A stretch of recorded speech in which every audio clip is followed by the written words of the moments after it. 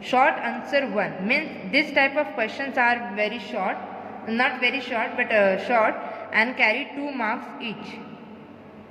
So the first question is based on numerical again. A toroid of 4000 tons. So again the word is tons, means capital N is given. How much? 4000 ton. N is equal to 4000 ton, which is given here. 4000 tons. Then after that,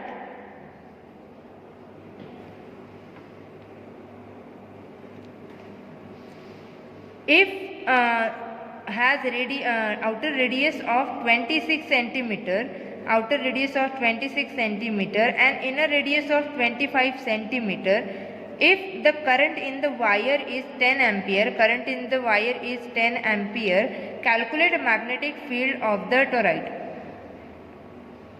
So again the things are given in centimeter, so we will convert it into meter. So when centimeter to meter comes, 10 to the power minus 2. Now we have to calculate magnetic field of that toroid. Then we will use the formula for toroid. So here our geometrical object is toroid. So for that magnetic field is given by mu naught Ni by 2 pi r. Okay, 2 pi r. So we will check for when we have this kind of toroids, we will check for this small element. So number of turns and this 2 pi r will become N by L. And for that, first of all, we should know the value of L. So we will calculate that mean length of the toroid L is equal to 2 pi. So this r will become, because there are two radiuses given, outer radius and inner radius. So there are two radiuses given, R1 and R2. So we will take mean of that. So we will get somewhere here. So 2 pi R1 plus R2 divided by 2. So you will get pi is equal to R1 plus R2, because 2 and 2 will going to be cancelled. Pi, then R1 is this and R2 is 0.26. So you will get pi, that L is equal to pi into 0.51 meter. Now we have L, we have N, we have I and we have mu naught. When you will do all this substitution, your answer will be B is equal to 3.137 into 10 to the power minus 2 Tesla.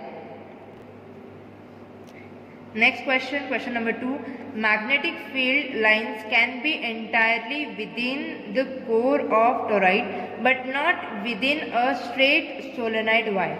So here we have to justify this statement that magnetic lines will be entirely in toroid, but in case of solenoid it will be not. So in toroid, each turn of the winding passes twice through the area bounded by the path carrying equal current in opposite direction. Means if I consider this toroid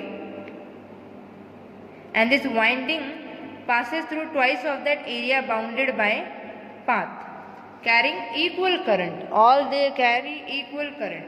So that's why line integration vector B dot vector dl will be equal to 0. The effect will cancel each other. That's why magnetic field will be equal to 0. That's why ideal toroid in which turns of equal wire turns of the wire are very closely spaced, the magnetic field is confined entirely within the core and is almost uniform. And in case of external region, B is equal to 0. In other words, magnetic field does not come out anywhere in case of toroid, as it does at the end of an open solenoid. So in solenoid they comes out and in toroid they are not. Question number 3. A solenoid of a length pi meter and 5 centimeter in diameter. So length is given pi meter and diameter is given 5 centimeter. Has winding of 1000 turns. So there, how many turns are here? 1000 turns are here. Total length is pi meter and the diameter of that wire is 5 centimeter. The current flowing through is 5 ampere. Calculate magnetic field at its center along the radius. So again, this is also unsolved problem 15, page number 250.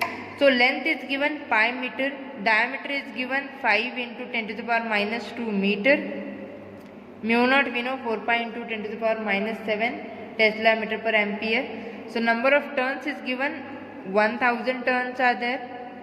So turns per unit length will be given by 1000 divided by pi. That is nothing but small n. To find the magnetic field at the center along the axis, what formula we have? B is equal to mu Ni. For solenoid, it is B is equal to mu Ni.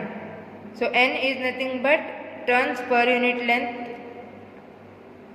So B mu naught 4 pi into 10 to the power minus 7 into N by L, that is 1000 turns by pi length into 5. When you will do that calculation, you will get B is equal to 2 into 10 to the power minus 3 Tesla.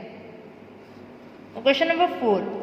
Current of equal magnitude passes through two long parallel wires having separation of 1.35 centimeter. So there are two parallel wires having same current and the separation between them is D is 1.35 centimeter. If the force per unit length on each wire is this 4.76 into 10 to the power minus 2 Newton per meter, what is I? So we have to check.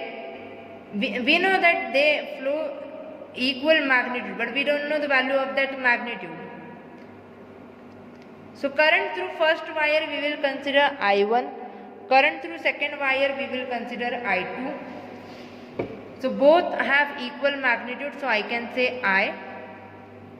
Force per unit length, that is F by L, is given 4.76 into 10 to the power minus 2 Newton per meter.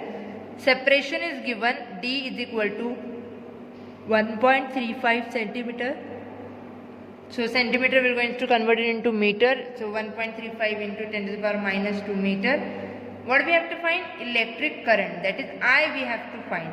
So F by L is nothing but mu naught by 2 pi I1 I2 by D.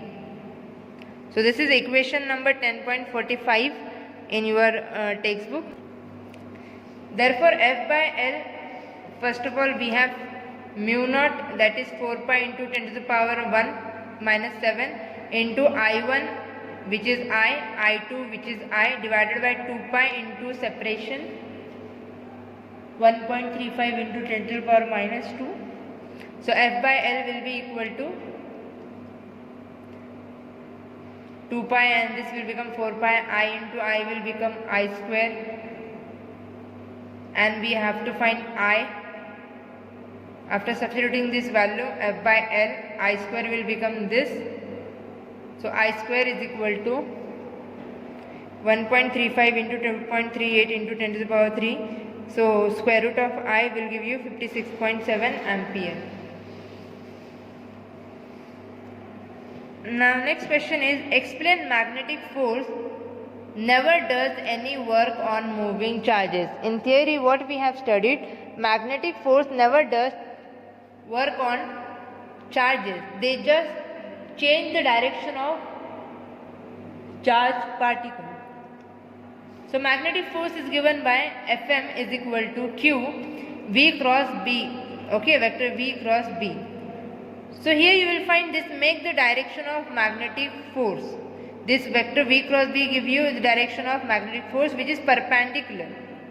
Here Fm and this cross product is perpendicular to each other. Thus magnetic force turns is in the turn perpendicular to the displacement of charged particle. Now according to the properties of dot product, F dot vector v is 0 for any magnetic field. For any magnetic field, vector Fm dot v is 0. Hence, magnetic force vector Fm is never does any work on moving charge. The magnetic force may change the direction of motion of a charged particle, but they can never affect the speed. The next is question number 6. State condition when magnetic potential energy of magnetic dipole current carrying kept in a uniform magnetic field be minimum and maximum. So for maximum we have already solved that, but we will again here solve it. What we know about potential energy? It is U is equal to minus mu b cos theta. So when potential energy is minimum, theta is equal to 0 degree. This is your first condition that we should know. Potential energy is minimum when theta is 0. So when you will substitute cos theta 0 degree, what you know, cos 0 is 1. So U is equal to minus mu b. U is equal to minus mu b. So this is minimum potential energy of magnetic dipole in magnetic field. That is when magnetic dipole vector mu and magnetic field vector b are parallel to each other. So either you should know that theta, if theta will be 0, means angle between magnetic dipole and magnetic field will be. And similarly, when your potential energy will be maximum, when just now we have studied theta is equal to 180 degree. When you will substitute that, cos 180 degree is minus 1. So minus minus will going to be positive. So potential energy is maximum when U is mu b. What does it mean? Potential energy is maximum when magnetic dipole is anti-parallel to the magnetic field. Anti-parallel to the magnetic field. Okay? That is anti-parallel to the magnetic field. So here you will find this diagram, how we are showing this anti-parallel. So potential energy is minimum when both are parallel. Potential energy is maximum when both are anti-parallel. Next question. Question number 7. Derive the expression for magnetic field produced by current in circular arc of wire. So this is a straight wire. If we consider it as an arc, in that case we have to check what will be the magnetic field produced by the current. Basically in this chapter we are actually studying that thing. When current flow through the different shape of wire, what will be the magnetic field? So here they have given circular arc. So we will consider circular arc of wire AB. So here we have considered this arc AB. So as if I extend this body, they will make circle and every circle has center. So suppose this O is a center. So this arc AB is subtend at angle theta at center O with the radius R. With the radius R. This will be also R. Now consider a length element dl. So here we will consider this small length element dl lying perpendicular to the vector R. This will be perpendicular to this vector R. To solve this we will use Biot-Savart law. In magnetic field produced at 0 is, so dB is equal to, by using Biot-Savart's law, that is dB is equal to mu naught by 4 pi I cross product of length element and radius vector divided by R cube. So dB is given by mu naught by 4 pi I, cross product is nothing but dl, magnitude of these two vector dl r sine 90 degree. We will consider at 90 degree divided by R3 because they are at perpendicular to each other. So sine 90 is nothing but 1 and this R will going to be cancelled. So you will get dB is equal to mu naught by 4 pi I dl by R square. Now this equation gives you magnitude of magnetic field. To find the direction of magnetic field, what we will do? We will take that right hand thumb rule. So the current is flowing in this direction, means current is flowing in this direction, like this. Okay, so when you will use right hand thumb rule, so here this is right hand rule, so we have to, now this will be the circular body. To find the magnitude of the direction of this magnetic field, I have to rotate this curl, my fingers, into the direction of current. So current is flowing like this, so I have to flow like this. So current is flowing like this. So here you will find thumb is showing downward direction. Okay, so current is flowing like this, so thumb is showing downward direction. So we can say direction of field is into the paper. Okay, this field is into the paper. Now we will check what will be the direction of each dB into the plane of paper. So total field at O is, total field at center will be B is equal to integration of dB. So dB is nothing but mu naught by 4 pi I dl by r square. So mu naught is constant, 4 pi is constant, I is constant. So we will take integration from A to B, from A to B dl by r square. So we know that integration is given by integration of x raised to n dx is x raised to n plus 1 divided by n plus 1. So here if I consider this r, so when this r will come upside, it will become minus 2. But instead of calculating from this to this, we will consider this center O, because at this we have to find. So the value of this arc AB, is nothing but what? This is theta and this is r, or this is r. So arc will be given by, AB will be given by what? From angle 0 to theta, that will be given by, that is AB is given by r theta. So here we are considering from 0 to theta, so we will consider d theta. So instead of that dl, we will write r d theta. Okay, from 0 to theta. So here r and r will going to be cancelled.